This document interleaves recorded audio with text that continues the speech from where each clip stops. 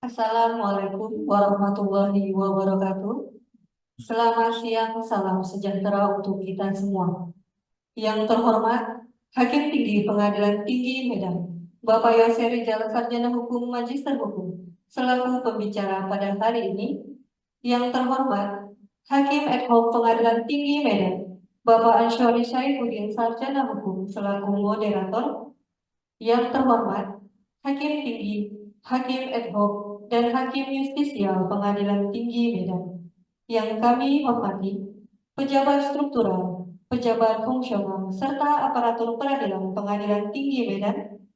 Yang kami hormati, para ketua dan wakil ketua Pengadilan Negeri, hakim tingkat pertama, pejabat struktural, pejabat fungsional, serta seluruh aparatur peradilan sewilayah hukum Pengadilan Tinggi Medan yang saat ini sudah bergabung secara daring melalui aplikasi Zoom Meeting. Puji serta syukur kehadiran Allah Subhanahu wa Ta'ala, Tuhan yang Maha Esa, karena atas berkat rahmat dan karunia-Nya, kita dapat berkumpul bersama pada acara Bimbingan Teknis dan Administrasi Yudisial Pengadilan Tinggi Medan dan Pengadilan Negeri Sewilayah Hukum Pengadilan Tinggi Medan pada hari ini, Jumat 19 April 2024. Mengawali rangkaian acara pada hari ini, marilah kita menyanyikan lagu kebangsaan Indonesia Raya dan himne Mahkamah Agung Republik Indonesia. Hadirin dimohon berdiri.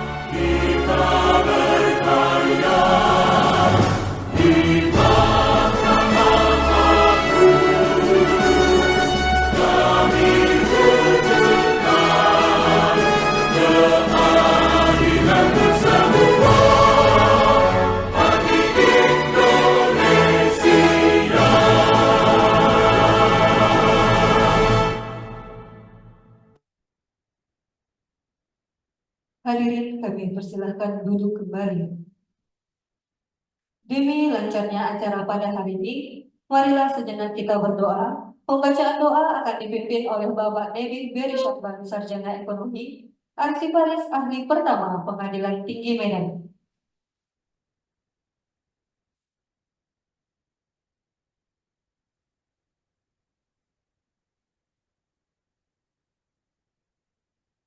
Assalamualaikum warahmatullahi wabarakatuh. Bapak dan Ibu serta para hadirin, saya akan membawakan doa syariat Islam bagi Bapak dan Ibu serta hadirin beragama Islam bila dapat menyesuaikan masing-masing. A'udzubillahi minasyaitonir rajim. Bismillahirrahmanirrahim. Alhamdulillahirabbil alamin. Wassalatu wassalamu ala asyrafil anbiya'i wal mursalin wa ala alihi wa sahbihi ajma'in. Ya Allah, ya Rabbi, segala puji hanya bagi Engkau yang telah memberikan kesehatan, keselamatan dan kesempatan hingga kami dapat berkumpul di sini mengikuti kegiatan pembinaan teknis dan administrasi judisial Pengadilan Tinggi Medan bagi hakim tinggi, pimpinan, para hakim, hakim ad hoc, panitera sekretaris, dan pejabat struktural fungsional dan aparatur pengadilan negeri sewilayah hukum Provinsi Sumatera Utara. Ya Allah, ya Rabbi, berikanlah kesehatan kepada kami semua dari awal hingga akhir kegiatan ini, dan limpahkanlah rahmat dan hidayah Engkau kepada kami, sehingga kami mendapatkan kemudahan dalam menyerap ilmu-ilmu yang diberikan oleh para narasumber, dan nantinya dapat kami terapkan dalam melaksanakan tugas sehari-hari. Ya Allah, ya Rabbi, tunjukkanlah kepada kami bahwa yang hak itulah yang benar, dan berikanlah kepada kami kekuatan untuk mengikutinya, serta tunjukkanlah kepada kami bahwa yang batil itulah yang salah, dan berikanlah kekuatan kepada kami untuk menjauhinya.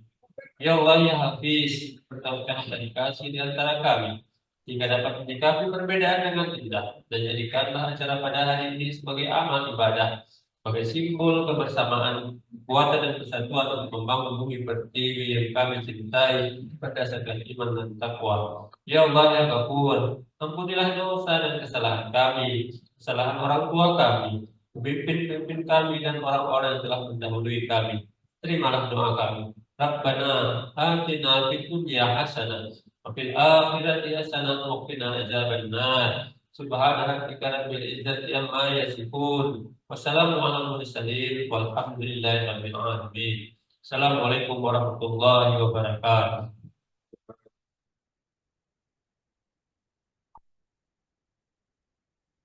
Hadirin yang kami hormati, marilah kita simak bersama pemaparan materi dengan topik beberapa kendala dalam eksekusi yang akan dibawakan oleh pembicara kita yang luar biasa, Bapak Yose Rizal, Sarjana Hukum, Magister Hukum, Hakim Tinggi Pengadilan Tinggi Medan, dan moderator Bapak Anshori Syaifuddin, Sarjana Hukum, Hakim ad hoc Pengadilan Tinggi Medan, serta notaris Ibu Naomi Renata Manihuruk, Sarjana Hukum, Hakim Justisial Pengadilan Tinggi Medan. Selanjutnya, kami serahkan waktu sepenuhnya kepada moderator untuk memandu jalannya acara bimbingan teknis ini, yang nantinya akan dirangkaikan dengan sesi tanya-jawab. Yang terhormat, Bapak Ansyuri Syaifuddin, Sarjana Hukum, disilakan. Terima kasih, Bu Haji. Assalamualaikum warahmatullahi wabarakatuh. Salam sejahtera untuk kita semua. Namo Buddhaya, Salam Kebajikan, Rahayu. Pada kesempatan ini kami diberi tugas untuk membantu dalam acara pembinaan teknis administrasi pada hari ini, yang topiknya adalah beberapa masalah dalam eksekusi yang nantinya akan dipaparkan oleh narasumber kita, Bapak Yose Rizal. Sebelumnya kami menyapa dulu kepada Yang Mulia Bapak Kepala Pengadilan Tinggi Medan, yang terhormat para KPM Sumatera Utara yang mengikuti acara ini secara daring, para rekan-rekan hakim, karyawan hukum sekalian yang hadir di sini.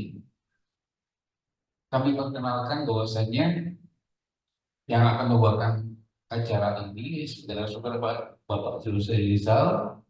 Beliau pertama sebagai calon hakim negeri Sawalunto, kemudian beberapa kali menjabat sebagai wakil ketua pengadilan negeri Pariaman, diantaranya ketua pengadilan negeri Pariaman, dari ketua pengadilan negeri Bandung, dan sekarang sebagai hakim tinggi di Pengadilan Tinggi Medan per 27 Desember 2023. Kami untuk mempersiapkan waktu, kami persilakan Bapak untuk memaparkan makalahnya kurang lebih sekitar 20 menit, cukup Pak? Cukup ya? Oke, silakan.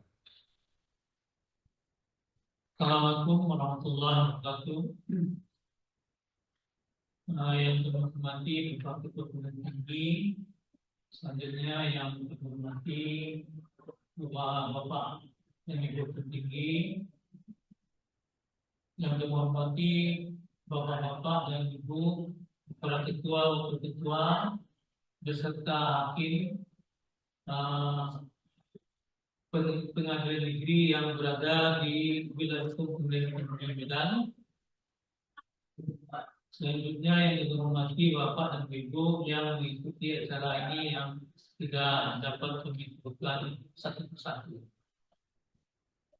Baik, kami akan langsung saja untuk menyampaikan materi yang akan kami sampaikan sesuai dengan yang diperintahkan pimpinan kami. Semua terima kasih kepada moderator yang telah memberikan kesempatan kami. Bapak dan Ibu yang kami hormati, materi ini diberikan topiknya kepada kami beberapa kendala dalam melaksanakan diskusi. Karena ini adalah kendala-kendala dalam melaksanakan diskusi, maka hal ini adalah kebanyakan adalah kendala-kendala yang ditemukan dalam praktek. Sehingga kita di sini tidak terlalu banyak membahas teori-teori yang berkaitan dengan diskusi. Sebenarnya banyak masalah atau kendala-kendala dalam pelaksanaan diskusi ini, namun di dalam kesempatan ini kami mengangkat 4 masalah saja yang akan kita jadikan sebagai kendala dalam pelaksanaan diskusi yang kita bahas pada kesempatan ini. Baik, ini akan mulai saja. Pertama itu pengertian diskusi. Eksekusi itu menjalankan putusan pengadilan yang telah berkekuatan tetap yang bersifat penghukuman yang dilakukan secara paksa jika berwujud dengan bantuan kekuatan hukum. Kemudian dasar untuk diskusi kita bisa lihat dalam HIR RBG itu mulai dari pasal 165 1 HIR, pasal 206 ayat 1 RBG, dan nanti itu sampai pasal 227 ya, masih membahas tentang diskusi. Kemudian mengenai diskusi ini juga ada diatur dalam Undang-Undang Kekuasaan Kehakiman Undang-Undang 8 tahun 2009. Selanjutnya juga dalam Undang-Undang 4 tahun 1996 tentang tanggungan. Kemudian juga ada kita bisa mempedomani pedoman teknis buku 2 Mahkamah Agung Republik Indonesia. Azas-azas di eksekusi. Pertama itu, eksekusi itulah menjalankan putusan yang berkekuatan hukum tetap. Ada beberapa pengecualian itu dalam hal putusan wakil korporat, kemudian juga pelaksanaan putusan provisi, akta perdamaian, eksekusi terhadap tersangka, yang semua itu dapat dinilai sebagai sama, mempunyai kekuatan yang sama dengan putusan yang berkekuatan tetap. Selanjutnya azas kedua yaitu putusan tidak dilaksanakan secara sukarela. Artinya apa? Ada suatu putusan yang berkekuatan hukum tetap, tapi pihak yang kalah tidak mau melaksanakan secara sukarela, maka dari sanalah itu bisa diajukan oleh pihak yang menang untuk melakukan permohonan eksekusi. Kemudian azas berikutnya harus ada permohonan dari permohonan eksekusi. Ini maksudnya adalah bahwa pengadilan tidak bisa melaksanakan eksekusi suatu putusan yang tidak berkekuatan hukum tetap tanpa ada permohonan dari pihak yang menang dalam perkara. Jadi tidak bisa pengadilan itu berjalan sendiri untuk melaksanakan eksekusi. Syarat utamanya adalah harus ada permohonan dari pemohon.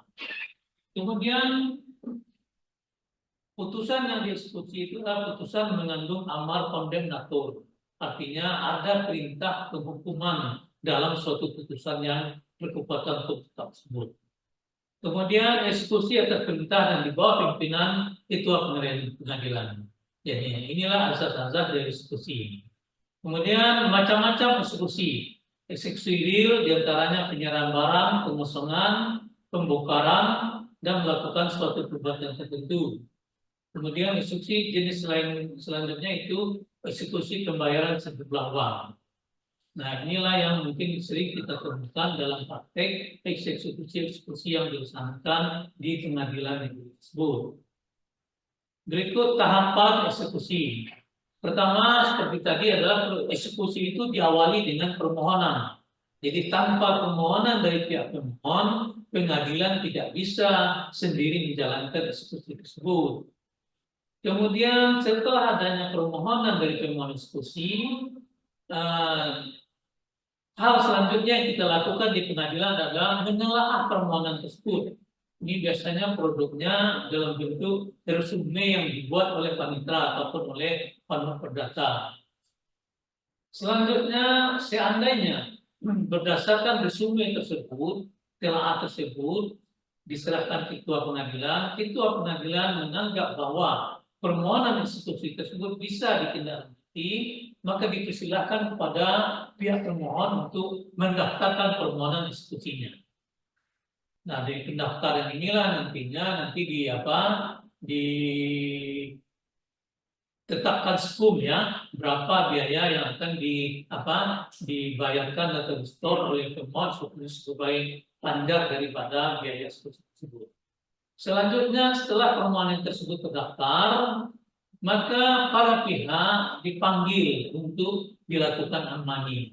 Sebenarnya prinsip dari unmoney ini, yang dipanggil untuk unmoney itu adalah termohon. Kenapa? Unmoney itu sendiri artinya atau maksudnya adalah peneguran terhadap termohon supaya dalam tenggang waktu tertentu yang ditetapkan oleh ketua pengadilan, biasanya paling lama 8 hari, untuk secara sukarela melaksanakan putusan tersebut.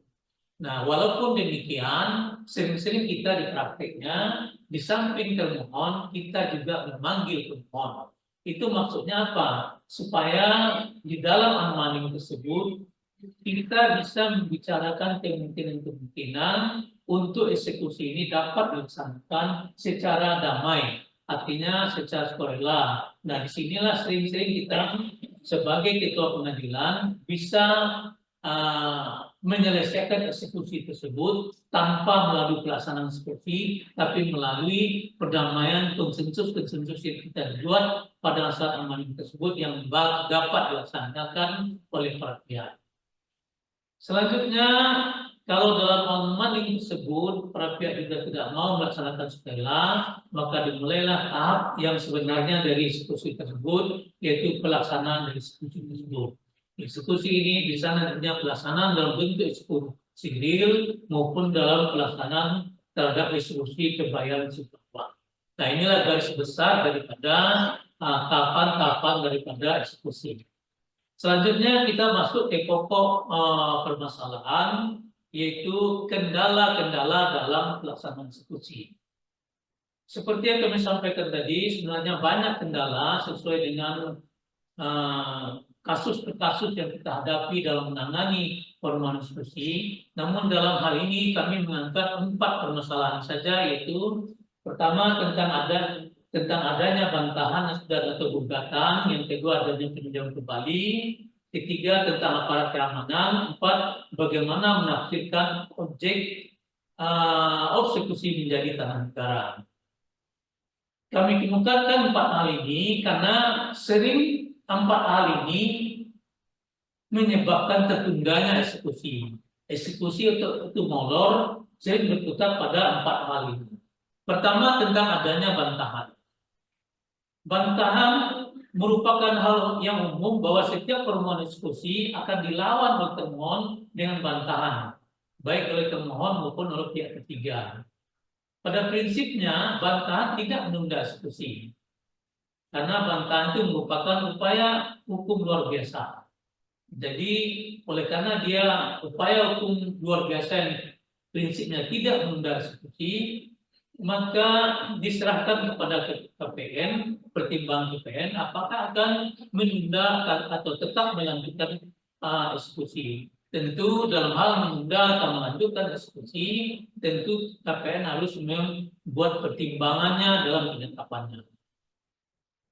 Dalam pedoman buku 2 dijelaskan bahwa bantahan perlawanan terhadap eksekusi oleh pihak ketiga tidak hanya dapat dilakukan atas dasar hak milik, tetapi juga dapat dilakukan atas dasar hak lainnya, seperti pakai HGB, HGU, hak tanggungan, sewa, dan lain-lain. Nah, ini merupakan perluasan dari ketentuan yang ditentukan dalam pasal 195 ayat 6 R, pasal 206 ayat 6 RBG. Dalam 195 ayat 6 R atau 206 ayat 6 RBG,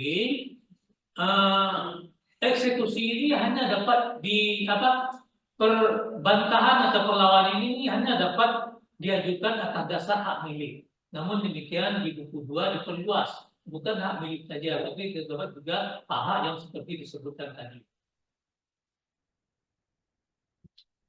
Hanya bantahan yang diajukan oleh P3 berdasarkan hak seperti tersebut di Jakarta yang menjadi dasar bagi PPN untuk menunda eksekusi. Lain daripada hal tersebut yang ditentukan dalam pedoman, meskipun ada bantahan, KPN tidak perlu menunda eksekusi, kecuali ada alasan yang dianggap penting sehingga harus ditunda eksekusinya. Contoh, dalam sebuah eksekusi pengosongan yang diajukan oleh pembeli lelang, sering ditemui bahwa pihak terlelang sebelum eksekusi pengosongan dilaksanakan mengajukan upaya hukum bantahan maupun gugatan. Dalam keadaan seperti ini, KPN tidak perlu menunda eksekusi karena objek sengketa bukan lagi milik terlelang atau termohon eksekusi, sudah beralih menjadi milik pemenang lelang atau permohon eksekusi. Kemudian yang kedua adalah adanya permohonan peninjauan kembali. Ini juga sering dijadikan alasan bagi KPN untuk menunda eksekusi. PK merupakan upaya hukum luar biasa, sehingga pada prinsipnya PK tidak menunda pelaksanaan putusan. Dalam hal ini sangat diperlukan kejelian dan ketelitian KPN dalam menilai apakah PK benar-benar alasan atau hanya sekedar untuk mengulur waktu. Jangan sampai terjadi di mana setiap ada PK, KPN menunda eksekusi dengan alasan adanya PK. Contoh, dalam hal suatu putusan yang akan diskusi di tingkat PN kalah, kemudian di tingkat banding juga kalah, kemudian menang di tingkat kasasi. Dalam hal putusan menang di tingkat pertama, kalah di tingkat banding, kemudian menang di tingkat kasasi. Terhadap hal demikian, KPN sebelum bersikap akan menunda atau melaksanakan eksekusi harus benar-benar jeli dan teliti dalam menilai putusan tersebut sebelum menentukan sikap akan menunda atau tetap melaksanakan meskipun ada PK.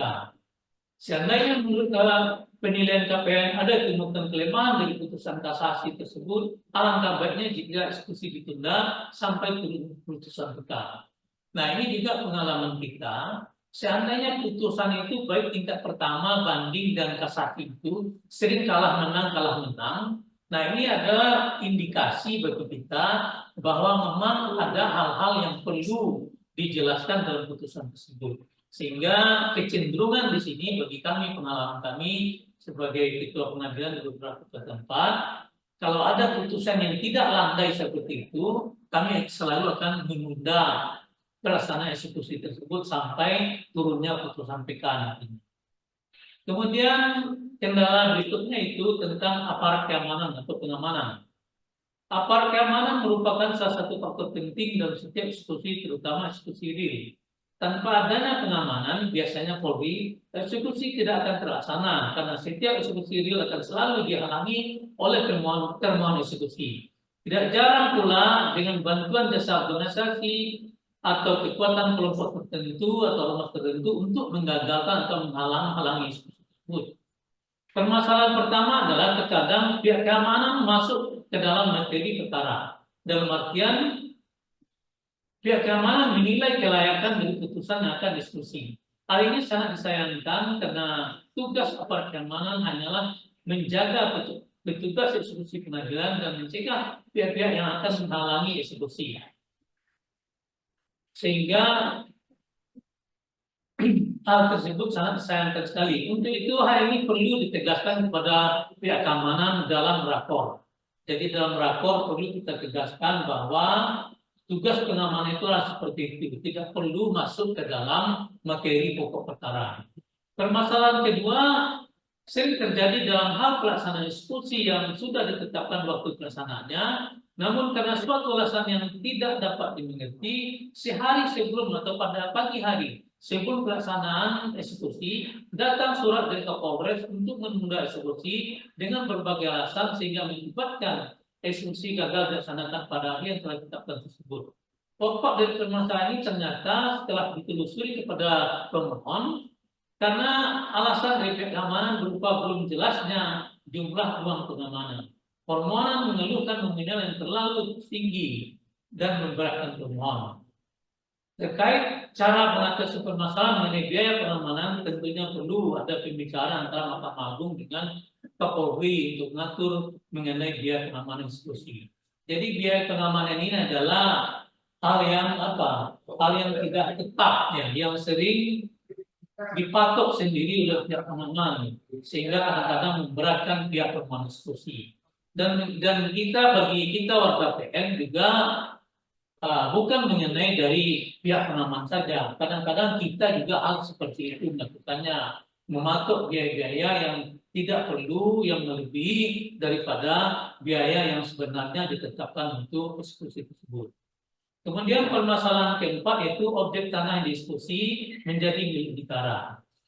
Salah satu alasan putusan non-executable adalah tanah objek diskusi merupakan milik negara atau jatuh menjadi tanah milik negara. Hal ini menimbulkan problem tersendiri.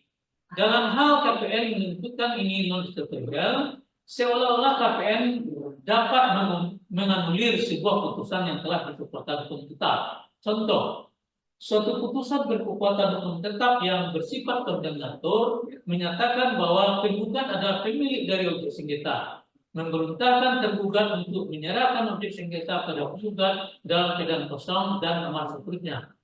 Setelah KPN meneliti putusan tersebut, ternyata objek sengketa tersebut merupakan tanah negara.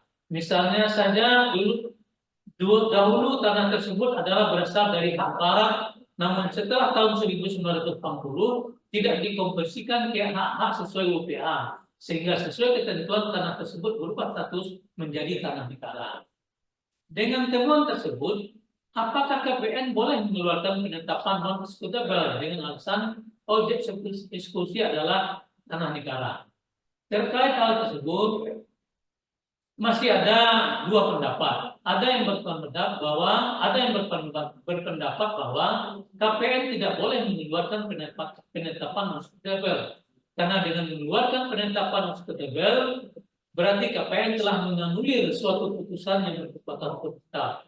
Sedangkan tugas KPN hanya melaksanakan sesuai putusan. Sedangkan menurut hemat kami ini tidak dapat diskusi karena tanah objek eksekusi adalah merupakan tanah negara. Jadi permasalahan seperti ini sering kita temukan kalau kita bertugas di daerah-daerah yang dulunya banyak ditinggali oleh orang-orang Belanda dahulu ya, seperti di Bandung, di Jawa Barat itu banyak warga Belanda, warga negara Belanda itu dulunya yang kawin dengan penduduk setempat sehingga memiliki tanah tersebut diberikan hak-hak barat tersebut. Setelah Indonesia merdeka, setelah UPA berlaku, tidak dikonversikan menjadi hak barat. Sehingga tanah tersebut pada tahun 80 setelahnya menjadi tanah yang dikuasai negara atau menjadi satu negara. Sehingga ini sering jadi perkara. Nah, kemarin ada dua di Bandung itu yang kami sebagai ketua pengadilan negeri Bandung, ada putusannya menyatakan telah berkekuatan hukum tetap, penggugat sebagaimana mau diskusi, kami tidak diskusinya karena kami berpendapat bahwa tanah tersebut adalah tanah negara. Namun oleh ketua pengadilan tinggi kami ditegur supaya melaksanakan karena KPN katanya tidak boleh menilai isi putusan, laksanakan sesuai dengan putusan. Jadi kami tanyakan juga ke beberapa senior-senior kita, ini memang ada dua pendapat. Saya kira demikian yang dapat saya sampaikan pada kesempatan ini. Nah, mudah-mudahan ini jadi bahan diskusi bagi kita semua. Saya kembalikan kepada moderator. Terima kasih. Terima kasih Pak Rusya Rizal.